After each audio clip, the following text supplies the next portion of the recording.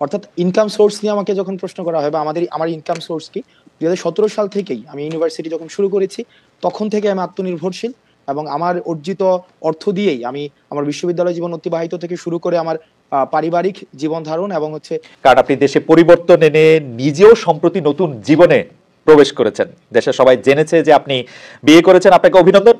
আপনি কিন্তু আমরা একটু আপনার পেশা নিয়ে একটু জানতে চাই যে আপনি পেশাগতভাবে এখন কোন অবস্থায় আছেন? আপনি কি ফুল টাইম রাজনীতিবিদ, মানে অতীতের কমিউনিস্ট পার্টির মতো আপনি কি ফুল টাইমার হিসেবে বা হোল টাইমার বলতো doctor Rahman, correct me if I am রং, এই হোল টাইমারদের মতো আপনি আসলে মানে জানি না, মানে আপনার তো এখন রাজনৈতিক দল করেন নাই, কিন্তু স্কুল অফ এক্সিলেন্স নামে বিশ্ববিদ্যালয়ের ভর্তি কোচিং সেন্টারের সাথে এখন যুক্ত রয়েছেন কিনা?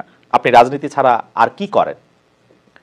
জি, আমি প্রত্যেক রবিবার এবং সোমবার সকাল 6টা থেকে আমি পড়াই, সকাল 6টা থেকে আমি ক্লাস নেই। আমি 2017 সাল থেকে আমি পড়াই এবং বিশ্ববিদ্যালয় প্রতিযোগিতামূলক ভর্তি পরীক্ষার যেই শ্যাডো এডুকেশন প্রতিষ্ঠান রয়েছে এসিএস এর সাথে আমি যুক্ত রয়েছি এবং স্কুল অফ এক্সিলেন্স এর সাথে অনেক আগে থেকে যুক্ত রয়েছি। সেটা আমার নিজের প্রতিষ্ঠান, বিষয়টা এমন না যে আন্দোলনের পরে আমি সেখানে হয়েছি, সেটা ডিরেক্টর আমি এবং কো ফাউন্ডার হিসেবেও আমি সেখানে আছি। অর্থাৎ ইনকাম সোর্স নিয়ে আমাকে যখন প্রশ্ন করা হয় বা আমার ইনকাম সোর্স কি, 2017 সাল থেকেই আমি ইউনিভার্সিটি যখন শুরু করেছি তখন থেকে আমি আত্মনির্ভরশীল এবং আমার অর্জিত অর্থ দিয়েই আমি আমার বিশ্ববিদ্যালয় জীবন অতিবাহিত থেকে শুরু করে আমার পারিবারিক জীবন ধারণ এবং হচ্ছে এই বৈষম্য বিরোধী, না সেটা খুবই ভালো কথা, সেটা খুবই ভালো কথা। বৈষম্য বিরোধী ছাত্র আন্দোলন করার পরে আপনার স্কুল অফ, যেটাকে আপনি বলছেন যে স্কুল অফ এক্সেলেন্স, সেই স্কুল অফ এক্সেলেন্সের ছাত্রছাত্রী বেড়েছে কিনা? আপনি আরো বেশি ছাত্রছাত্রী পাচ্ছেন? না, স্কুল অফ এক্সিলেন্সের শিক্ষার্থী আগে যেমন ছিল এখনো এমনই আছে এবং আমাদের যে আমি এসিএস এর সাথেও যুক্ত এবং আমাদের শিক্ষার্থী 18 থেকে 20,000 পর্যন্ত আমাদের শিক্ষার্থী হয়ে থাকে এবং সেটা পরীক্ষার আগে 30,000 পর্যন্ত চলে যায়।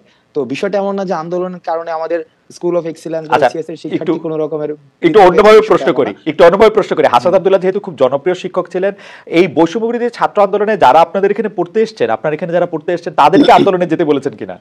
এক দুইবার, অনেকবার? আমি ব্যক্তিগতভাবে আমি যখন পড়াই, আমি যে 2.5 ঘন্টা 3 ঘন্টা ক্লাস নেই, ওই পুরো সময়টাই আমি হচ্ছে একজন যে মাঠের যে হাসনাত আব্দুল্লাহ এবং ক্লাসের হাসনাত আব্দুল্লাহ দুইটার মধ্যে আমি পার্থক্য রাখি এবং আমার পারিবারিক হাসনাত আব্দুল্লাহ, অর্থাৎ প্রত্যেকটা মানে আমাদের যে ক্যারেক্টার গুলো, আমাদের প্রত্যেকটা জায়গায় ডিফারেন্ট ক্যারেক্টার প্লে করতে হয়।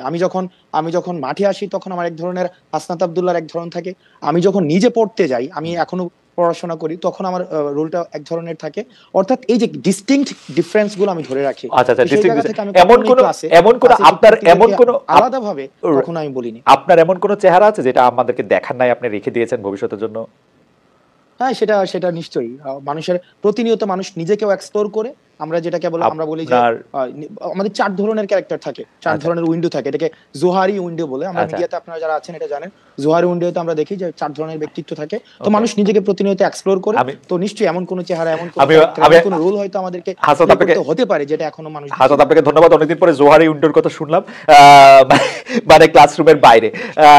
শেষ প্রশ্ন, আপনার এমন কোন রূপ কি আছে যেটা আসলে, মানে আমরা আসলে আলাপ আলোচনায় প্রশ্নের মধ্যে আসবে, কিন্তু আমি জাস্ট প্রশ্নটা উঠলো বলে যেটা আপনি আসলে লুকিয়ে রাখেন, আড়াল করে রাখেন, মানে ডক্টর জেকিল এন্ড মিস্টার হাইডের মতো আপনার কোনো মিস্টার হাইড কি আছে? না, যেটা যদি সিক্রেটকে আমরা প্রকাশ করি সেটা তো আর সিক্রেট থাকে না। যদি এমন কোন ক্যারেক্টার যেটা আমি জানি না, এই পার্সোনালিটির যে ধরন, সেটা যেহেতু এখনো পর্যন্ত সামনে আসে, ঠিক আছে, হয়তো আসবে বা প্রতিনিয়ত আমরা নিজেকে এক্সপ্লোর করব। ঠিক আছে হাসান, আপনাকে ধন্যবাদ। আমি একটু